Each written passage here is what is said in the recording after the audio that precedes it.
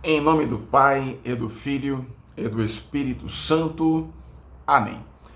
Olá, meu irmão e minha irmã. Hoje é a aula 68 do Catecismo em 100 aulas. Nós estamos na página 588 do Catecismo, falando sobre os 10 mandamentos, no artigo 5º. Quinto mandamento: não matarás. Êxodo 20, versículo 13.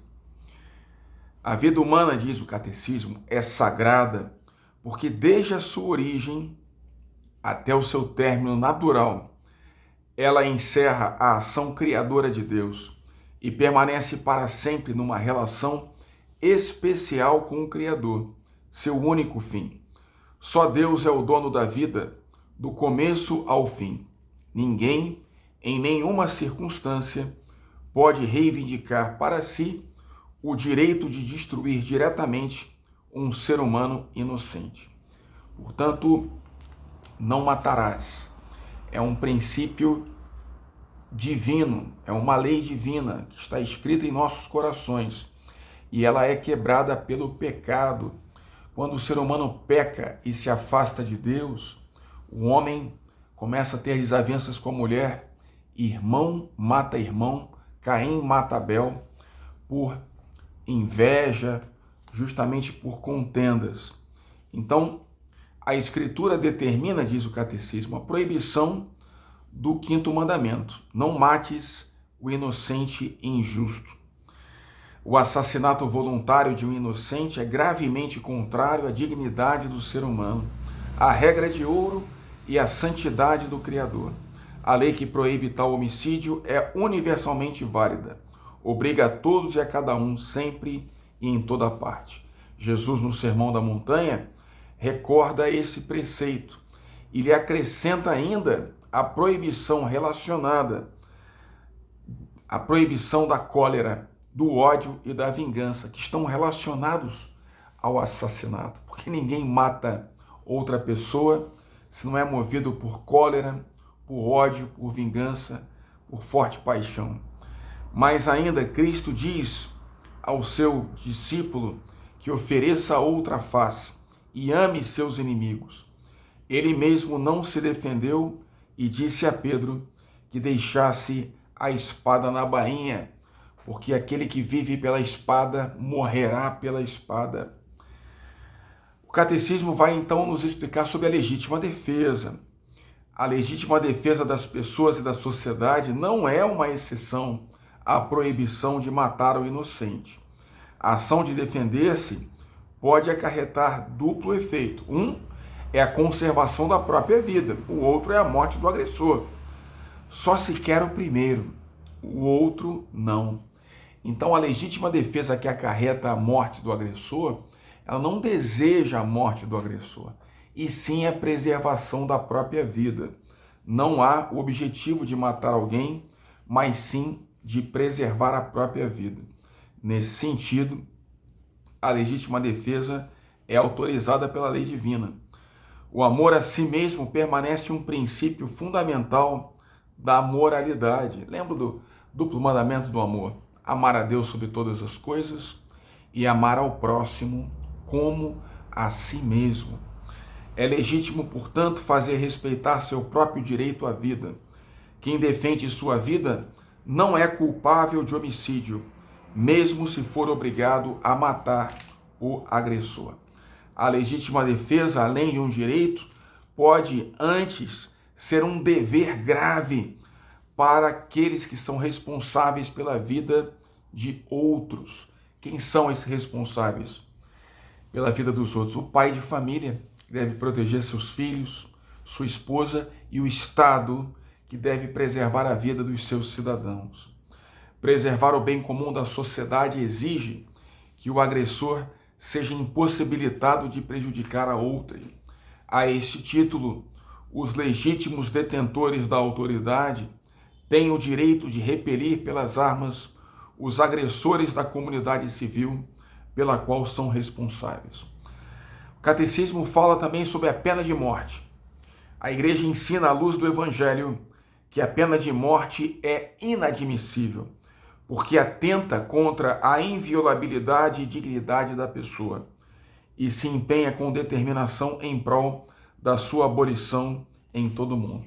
Da mesma forma, o aborto. A vida humana deve ser respeitada e protegida de maneira absoluta a partir do momento da concepção. Desde o primeiro momento de sua existência, o ser humano deve ver reconhecidos os seus direitos de pessoa, entre os quais o direito inviolável de todo ser inocente à vida. A eutanásia. Aqueles cuja vida está diminuída ou enfraquecida pela idade ou pela doença necessitam de especial respeito. As pessoas doentes ou deficientes devem ser amparadas para levarem uma vida tão normal quanto possível. Sejam quais forem os motivos e os meios, a eutanásia direta consiste em pôr fim à vida de pessoas deficientes, doentes, idosas ou moribundas. De qualquer forma, a eutanásia é moralmente inadmissível. Suicídio. Cada um é responsável por sua vida diante de Deus, que lhe deu e que dela é sempre o único e soberano Senhor. Devemos receber a vida com reconhecimento e preservá-la para a honra dele e salvação de nossas almas. Somos os administradores e não os proprietários da vida que Deus nos confiou. Não podemos dispor dela. O suicídio contradiz a inclinação natural do ser humano a conservar e perpetuar a própria vida. É gravemente contrário ao justo amor de si mesmo. Ofende igualmente ao amor ao próximo, porque rompe injustamente os vínculos de solidariedade com as sociedades familiar, nacional e humana, às quais nos ligam muitas obrigações. O suicídio é contrário ao amor do Deus vivo. Se for cometido com a intenção de servir de exemplo, principalmente para os jovens, o suicídio adquire ainda a gravidade de um escândalo. A cooperação voluntária ao suicídio é contrária à lei moral. Distúrbios psíquicos graves, como a angústia ou o medo grave da provação, do sofrimento ou da tortura, podem diminuir a responsabilidade do suicida. Não se deve desesperar da salvação das pessoas que se mataram. Deus pode, por caminhos que só Ele conhece, dar-lhes ocasião de um arrependimento salutar. A Igreja ora pelas pessoas que atentaram contra a própria vida. O Catecismo fala nesse artigo também sobre o respeito aos mortos. Deve-se dispensar atenção e cuidado aos moribundos para ajudá-los a viver seus últimos momentos na dignidade da paz. São aqueles que são chamados cuidados paliativos, né? Devem ser também ajudados pela oração dos familiares. Estes cuidarão para que os doentes recebam em tempo oportuno os sacramentos, sobretudo o sacramento da unção dos enfermos, o sacramento da Eucaristia, que serve como viático e preparação para o encontro com Deus.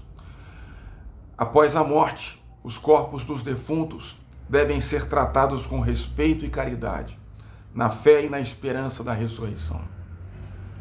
O enterro dos mortos é uma obra de misericórdia corporal que honra os filhos de Deus, templos do Espírito Santo.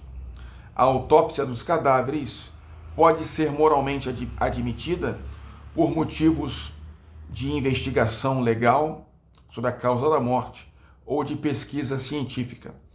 A doação gratuita de órgãos após a morte é legítima e pode ser até meritória diante de Deus. A Igreja permite a cremação dos corpos, se esta não manifestar uma posição contrária à fé na ressurreição dos mortos. Atrelado diretamente ao mandamento de não matar está o dever da salvaguarda da paz nos nossos corações, nas nossas famílias, na sociedade, entre os países. Ao lembrar o preceito não cometerás homicídio, nosso Senhor pede a paz do coração e denuncia a imoralidade da cólera assassina e do ódio. A paz terrestre é imagem e fruto da paz de Cristo, o príncipe da paz. Pelo sangue de sua cruz, Jesus matou a inimizade na própria carne, reconciliou os homens com Deus e fez da sua igreja o sacramento da unidade do gênero humano e da sua união com Deus. Ele, Jesus, é a nossa paz. Cristo proclama: felizes os que promovem a paz. Portanto, o quinto mandamento de não matar proíbe a destruição voluntária da vida humana e nos leva a lutar para que não haja guerra. A guerra nos nossos corações, guerra nas nossas famílias, guerra na sociedade, a guerra entre as nações. Pela intercessão da Virgem Maria, a Rainha da Paz, abençoe-vos o Deus Todo-Poderoso, Pai e Filho e Espírito Santo. Amém.